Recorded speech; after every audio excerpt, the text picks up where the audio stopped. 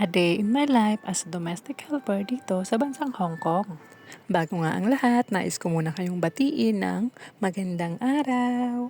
For today's video nga guys, ipapakita ko sa inyo kung ano yung mga daily routine ko.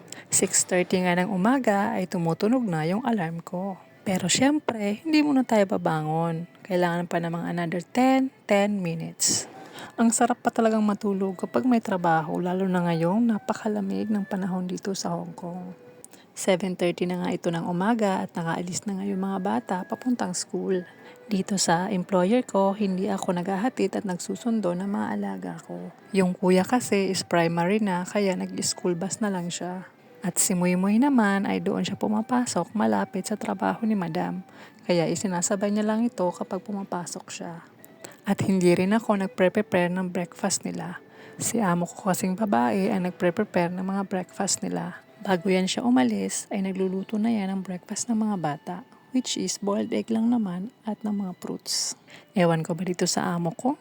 Minsan naiinis din ako kasi hindi siya nag-uutos. After ko nga makapagkape ay ito na nga, inugasan ko na yung mga plato at mga bote ni Muy. Nilinisan ko na rin yung kusina at hinugasan yung mga pinagamitan ni Madam. Sabi nga ng iba, napakaswerte ko daw sa employer ko kasi napaka hands-on sa mga anak nila. At alam nyo ba guys, hindi yan sila nag-uutos kung kaya naman nilang gawin. At sa loob ng 3 taon, bihira lang kami mag-usap at sa WhatsApp pa. Magkaparehas kasi kami ni Madam na hindi umiimik. At after ko nga sa kusina, ito nga ay isasampay ko na yung mga sinalang na labahan ni Madam. At bago yan guys, ipitin na muna natin tong ating bilbil.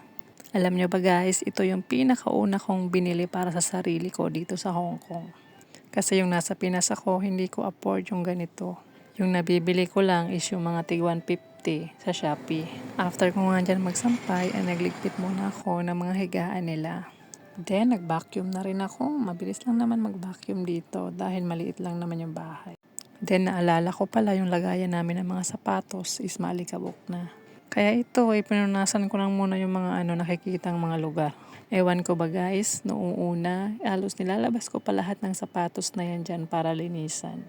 Ngayon, yung mga nakikitang lugar na lang yung pinupunasan ko talaga. At syempre, hindi yan mawawala yung pagkukuskus ng inodoro. Dito kaya kami kumikita ng $1. Wednesday ngayon guys, kaya nag-pool wash ako ng bathroom. Hindi ko na pinakita kasi tinatamad na akong mag-video. And after nga yan, syempre magugutom tayo. Ito na, magluto na tayo ng lunch. And after lunch nga yan, dot time na. Thank you for watching guys. Follow for more. Bye-bye!